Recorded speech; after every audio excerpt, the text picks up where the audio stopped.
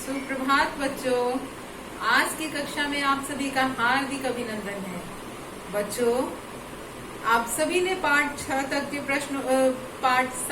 के प्रश्नोत्तर कर लिए हैं और मुझे आशा है कि आप सभी को पाठ 7 तक के सभी पाठ समझ में आ गए होंगे।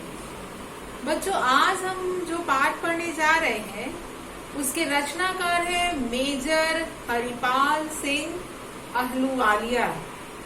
तो पाठ का शीर्षक भी आपको याद आ रहा होगा। कौन सा पाठ हो सकता है? एवरेस्ट की चुनौती। एवरेस्ट शिखर का नाम आप सभी ने सुना है। क्या है यह? विश्व का सर्वोच्च पर्वत शिखर। और यह कहाँ स्थित है यह भी आपको मालूम है? यह तिब्बत और नेपाल के बीचों बीच स्थित है। बच्चों, भारत की सबसे ऊंची चोटी आपको पता है कौन सी है? K2, जिसको आप गाडविन आस्टिन के नाम से भी जानते हैं। बच्चों, आज हम एवरेस्ट के शिखर पर जो भी पर्वतारोही चढ़ाई करते हैं उन्हें किस प्रकार की कठिनाइयों का सामना करना पड़ता है और कौन कौन से वो लोग थे, वो पर्वतारोही थे जिन्होंने इन बाधाओं का हंसते हंसते सामना किया और अपने अदम्य साहस का परिचय देते हुए एवरेस्ट की यात्रा पूरी की और विश्व में ही नहीं भारत का नाम संपूर्ण जगत में, विश्व में कीर्तिमान स्थापित किया। बच्चों, मैं मेजर हरिपाल सिंह अहलूवालिया जी का संक्षिप्त जीवन परिचय देना चाहूंगी। मेजर हरिपाल सिंह अहलूवालिया का जन्म सियालकोट में हुआ था, जो कि अब पाकिस्तान में है। इनका जन्म 6 जून 1936 को 1936 को हुआ था। और आपको यह जानकर खुशी होगी कि यह भारत की ओर से चढ़ने वाले सबसे पहले भारतीय पर्वतारोही थे। भारत की ओर से एवरेस्ट शिखर पर चढ़ाई करने वाले सबसे पहले पर्वतारोही मेजर हरिपाल सिंह अहलूवालिया थे। इतना ही नहीं, इन्हें पद्मश्री और पद्म विभूषण पुरस्कार भी मिला था। ये एक सैनिक थे। भारत माता की सेवा में इन्होंने अपना जीवन समर्पण किया। इसके अलावा ये एक सामाजिक कार्यकर्ता भी थे। इन्होंने लेखन के क्षेत्र में भी कई सारे कार्य किए और इनकी कई सारी पुस्तकें भी हैं, जिनमें से अधिकतर एवरेस्ट शिखर के ऊपर है। तो बच्चों, आज की कक्षा में हम सभी एवरेस्ट की चुनौती पाठ पढ़ेंगे और समझेंगे कि किसी भी पर्वत पर चढ़ने के लिए हमें किन किन सामानों की आवश्यकता होती है और मार्ग में किस प्रकार से बाधाओं का सामना करना पड़ता है। तो चलिए बच्चों, हम अब पाठ आरंभ करते हैं। एवरेस्ट की चुनौती। एवरेस्ट संसार का सबसे ऊंचा पर्वत शिखर है। यह समुद्र से 8,848 मीटर, लगभग 9 किलोमीटर ऊंचा है।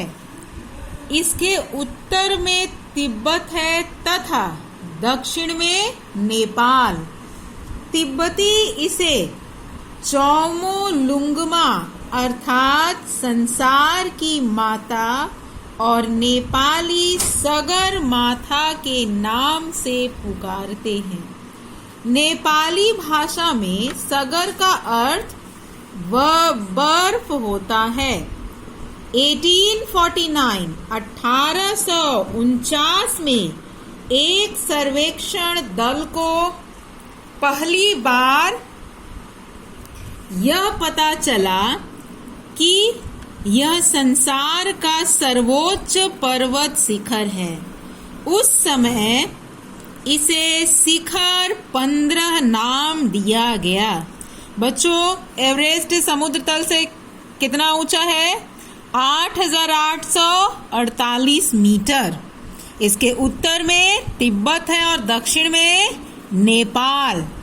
तिब्बती भाषा में इसे चौमोलुंगमा अर्थात संसार की माता और नेपाली में सगरमाथा के नाम से पुकारते हैं। तो आपको ये भी आज पता चल गया कि एवरेस्ट का और भी दूसरा नाम है चौमोलुंगमा और सगरमाथा। नेपाली भाषा में सगर का अर्थ बर्फ होता है। एवरेस्ट शिखर पर चढ़ाई करने की शुरुआत कब हुई है? 1849 में एक सर्वेक्षण दल को पहली बार पता चला कि यह संसार का सर्वोच्च पर्वत शिखर है। उस समय इसे शिखर 15 नाम दिया गया, इसलिए कि उस समय इस पर्वत शिखर का कोई नाम नहीं था। बाद में इसे एवरेस्ट कहा जाने लगा। इसे यह नाम पर भारतीय सर्वे विभाग के प्रमुख सर जॉर्ज एवरेस्ट के सम्मान में प्रदान किया गया। सबसे पहले 1921 में ब्रिटिश पर्वतारोहियों के एक दल ने इस शिखर पर चढ़ने का प्रयास किया, परंतु दक्षिण तिब्बत में इन्हें अनेक कठिनाइयों का सामना करना पड़ा। 3 महीने तक संसार के इस अज्ञात भाग की यात्रा करने के बाद वे इंग्लैंड वापस लौट गए। बच्चों ध्यान दीजिए कि 1921 में ब्रिटिश पर्वतारोहियों के एक दल ने इस शिखर पर चढ़ने का प्रयास किया था, किंतु उन्हें मार्ग में अनेक कठिनाइयों का सामना करना पड़ा और 3 महीने तक वो इस शिखर पर चढ़ने की कोशिश किए, लेकिन उन्हें पता ही नहीं चला कि सबसे ऊंचे पर्वत शिखर पर किस प्रकार से चढ़ा जा सकता है। और अंत में सफलता पाए बिना वे वापस इंग्लैंड लौट गए। इसके बाद इसके दूसरे साल एवरेस्ट की चढ़ाई करने के लिए एक ब्रिटिश दल ने प्रयास किया, पर वह भी 8,321 मीटर की ऊंचाई तक ही पहुंच सका। इसके बाद तो अनेक दलों ने इस शिखर पर चढ़ने का प्रयत्न किया, किंतु सर्वप्रथम 1953 में शेरपा तेनसिंह और न्यूजीलैंड के एडमंड हिलेरी को शिखर छूने में सफलता मिली।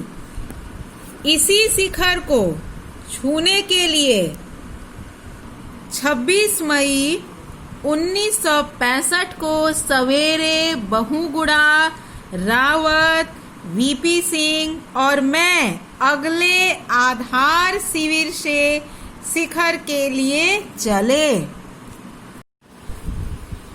इसी शिखर को छूने के लिए 26 मई 1965 को सवेरे बहुगुणा, रावत, वीपी सिंह और मैं अर्थात लेखक मेजर हरिपाल सिंह अहलुवालिया अगले आधार शिविर से शिखर के लिए चले। बहुगुणा और रावत एक रस्से में बंधे थे, वीपी सिंह और मैं दूसरे रस्से में। बच्चों आपको पता है ना कि जो भी पर्वतारोही होते हैं वो शिखर पर चढ़ाई करते समय एक दूसरे को रस्सियों की सांकल में बांध लेते। ऐसा क्यों होता है कि अगर कोई भी रास्ते में भटक जाए या उस बर्फ के कारण उसका पैर फिसले तो दूसरा आगे वाला या पीछे वाला उसको अपनी ओर खींच सके। हमारे साथ सहायता के लिए 12 शेरपा थे। जब हम कैंप 4 पर पहुंचे सूरज डूब रहा था। मैं सारी रात करीब करीब जागता ही रहा, क्योंकि मैं जानता था कि सोते समय अगर मैंने करवट ली तो तंबू लुढ़क कर 3000 फीट नीचे जा गिरेगा। बच्चों बछेंद्री पाल का नाम आप सभी ने सुना है। आप उनके द्वारा एवरेस्ट यात्रा का जो उन्होंने वर्णन किया उसको अवश्य पढ़िएगा। आपको स्पष्ट हो जाएगा कि एवरेस्ट की यात्रा करना पहले कितना कठिन था। अब धीरे धीरे जो पर्वतारोही चढ़ने लगे तो उन्हें पता चल गया कि मार्ग में कौन कौन सी बाधाएं हैं और उनसे कैसे बचा जा सकता है। इन्होंने जो अपनी अपनी पुस्तकें लिखी हैं उनमें सभी पर्वतारोहियों के आगे जाने के लिए मार्ग को सुगम कर दिया है।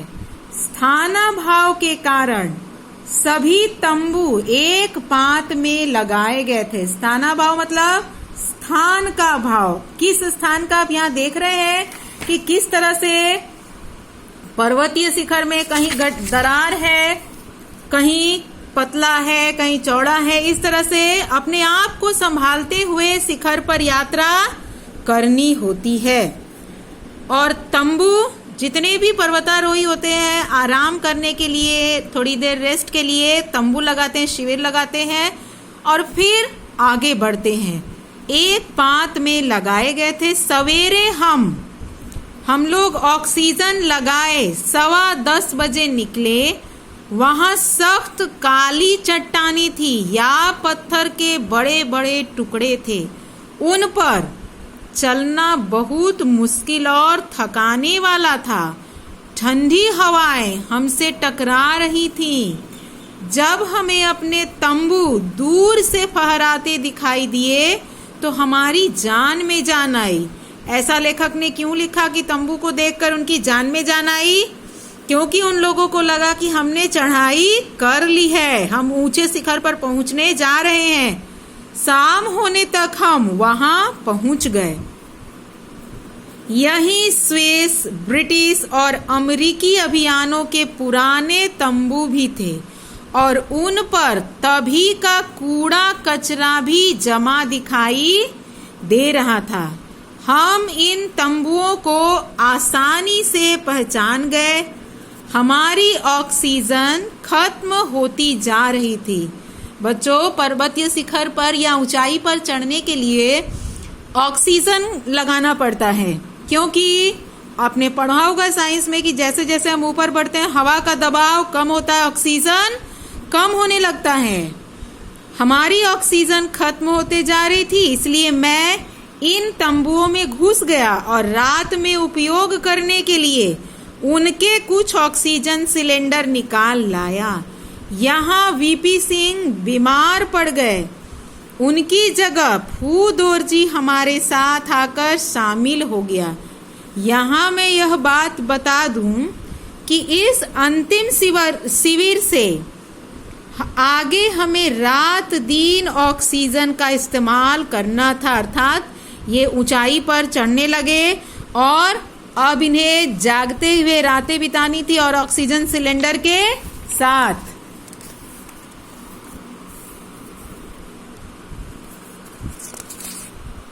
यहाँ से एक सकरा सा रास्ता चिमनी तक जाता था।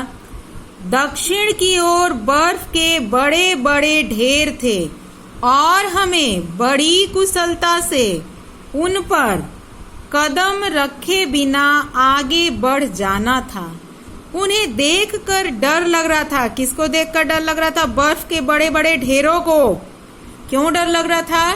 क्योंकि बर्फ के ढेरों के बीच अगर पैर पड़ जाए तो लोग फिसलकर उसमें दब सकते थे। बीच में चल रहे रावत ने जिम्मा लिया कि हम दक्षिण की ओर न जाएं और हमारे कदम चट्टानी हिस्से पर ही पड़ते रहे। यहाँ कुछ बड़ी बड़ी चट्टानें थीं और जो नीचे से ढीली थीं। कई बार हमें कूदकर एक से दूसरी चट्टान पर जाना पड़ता। इन चट्टानों के बीच से नीचे की ओर नजर डालते ही हम थर्रा उठते मतलब भय से कांपना।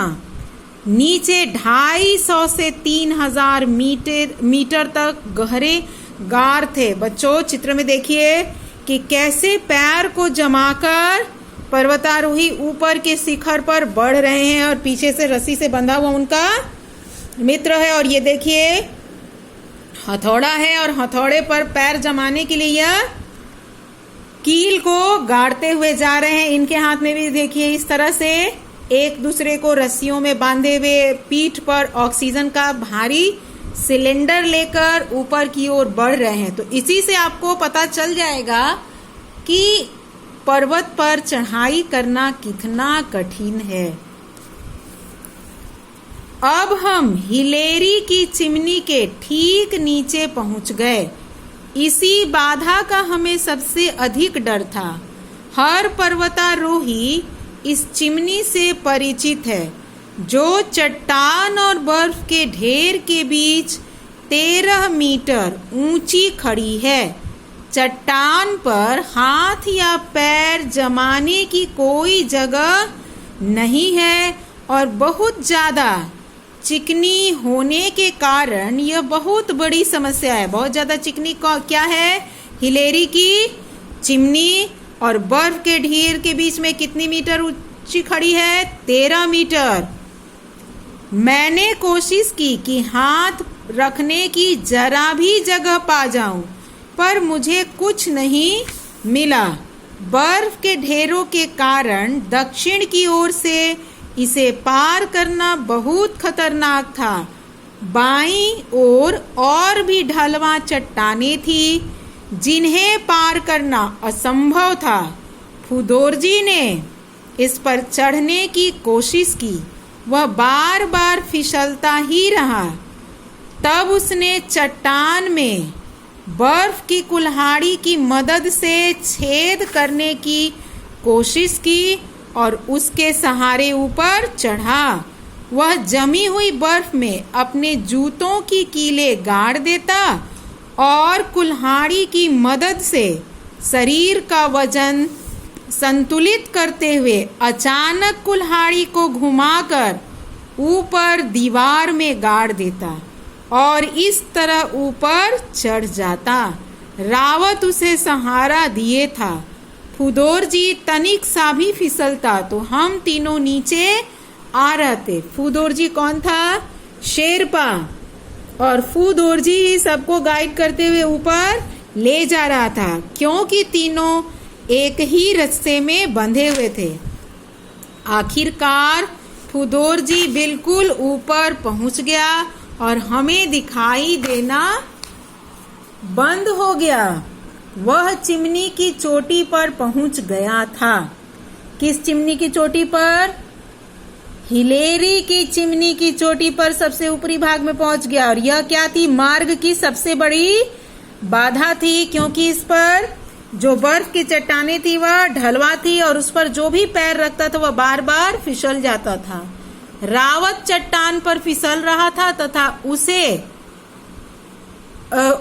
तथा उसके बाद मुझे फूदोरजी ने ऊपर खींच लिया। यहाँ भी बड़ी बड़ी चट्टानें थी और जैसे ही हमने उन पर पैर रखा वे हिलने लगी। इस बाधा को पार करने में हमें 20 से 30 मिनट लगे होंगे। अब हम बर्फ के एक चबूतरे पर थे और वहां हम कुछ देर सुस्ताने के लिए रुके। किस चबूतरे पर थे? बर्फ का चबूतरा। अपने पत्थर का चबूतरा अवश्य देखा होगा, किंतु पर्वतीय शिखर में क्या उन्हें मिला? बर्फ का चबूतरा, अर्थात बैठने भर की उन्हें कुछ जगह मिल गई।